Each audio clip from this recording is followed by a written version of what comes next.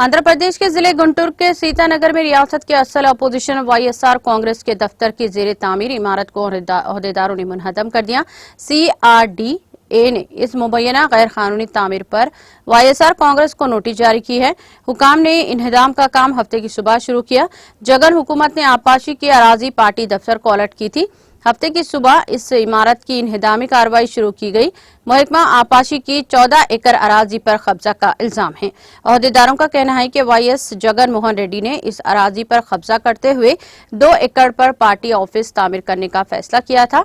YSR Congress के दौरे हुकूमत में इस अराजी को इंतहाई कम कीमत पर पार्टी के दफ्तर की तामीर के लिए लीज पर लिया गया।